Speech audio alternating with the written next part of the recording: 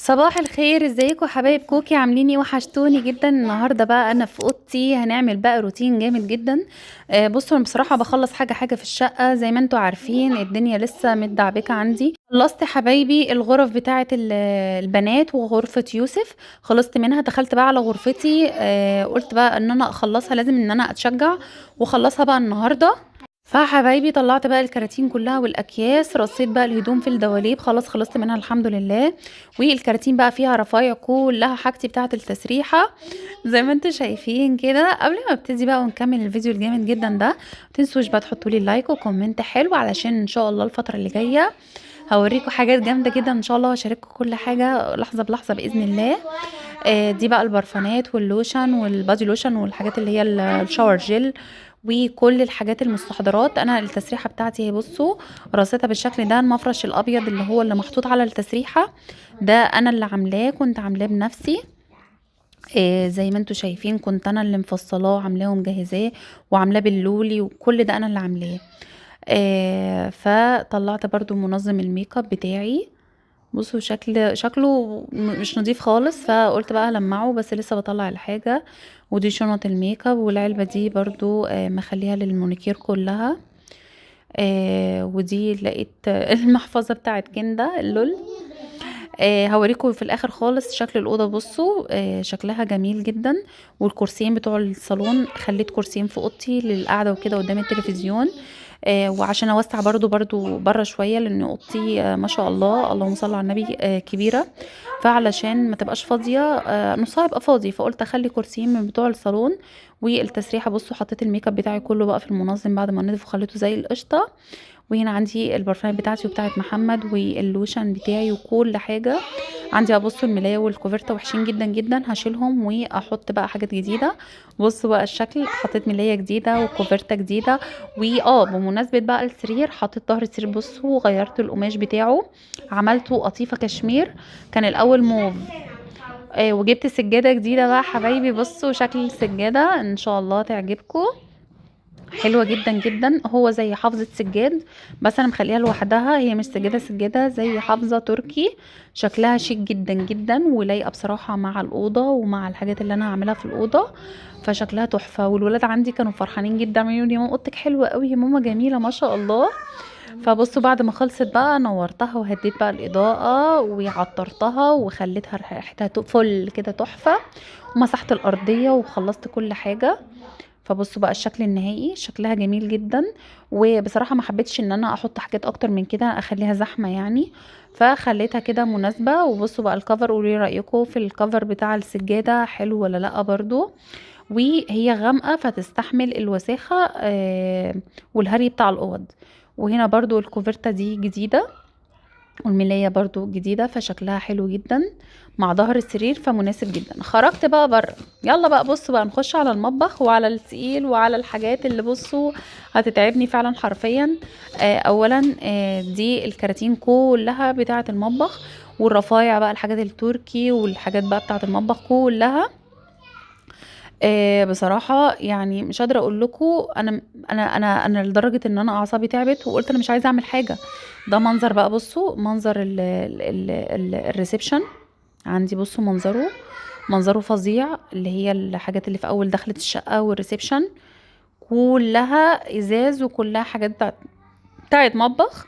هنا عندي ده حمام الضيوف كله مليان بالكامل، لسه كراتين، لسه كل ده ما اتفرس. انا المفروض خلصت الاوض، خدوا بالكم. كل ده المفروض بقى حاجه المطبخ وحاجات الديكورات بتاعه الريسبشن. بصوا بقى شكل المطبخ عندي. اولا ده شكل المطبخ، انا عندي المفروض ان هو كان مقفول، انا فتحته على الطرقه. فده شكل المطبخ عندي. بصوا ما شاء الله اللهم بارك، جميل جدا ومساحته مناسبة جدا وحلوة.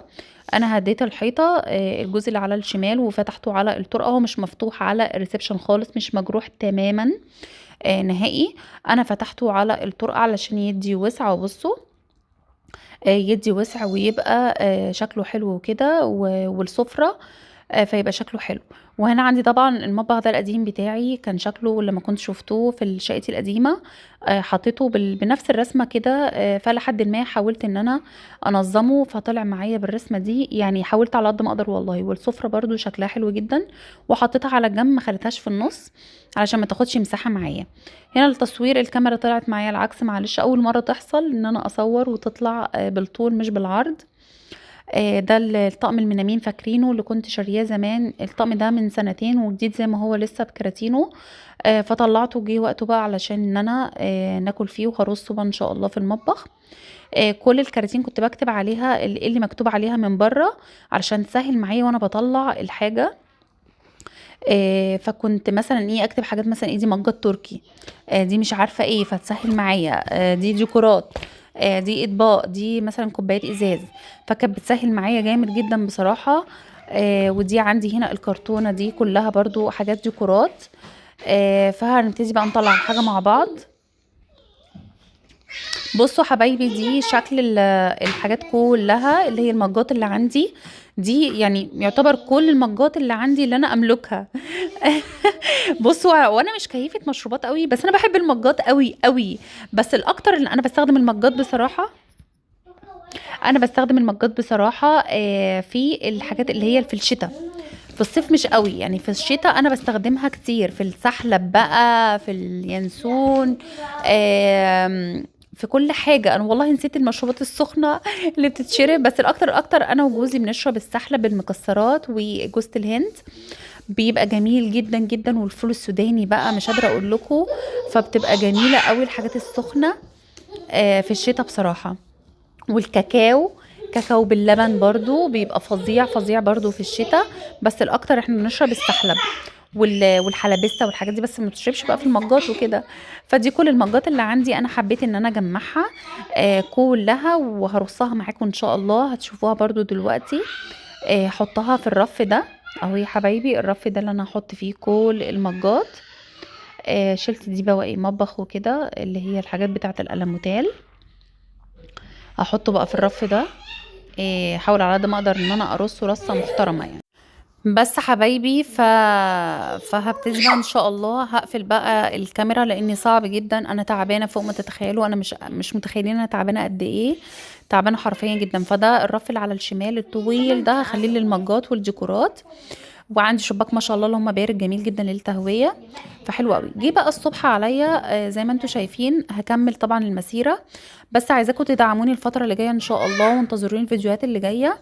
وانتظروا بقى الجولة كاملة ان شاء الله في المطبخ. دي كلها الحاجات التركي، والكوبايات التركي دي كوبايات جديدة، يعني جديدة لانج انا مخليها حاجات كتير كنت مخليها بصراحة جديدة. دي للحاجات اللي هي الفروت سلطات والكلام ده كله. فانتظروني الفترة اللي جاية ان شاء الله. ما تنسوش تحطوا لي اللايك، ولو كملتي الفيديو للاخر اكتبي لي تحت في الكومنتات. وانتظروا بقى فيديو كامل جدا، جولة كاملة في المطبخ ان شاء الله. هعمل لكم جولة كاملة حاجات بقى كلها تحفة تحفة، واكون فرشت بقى السجاد وظبطت بقى السفرة وخلصت مطبخي كله كله كله. فانتظروا وتوحشوني جدا جدا، ويلا باي باي.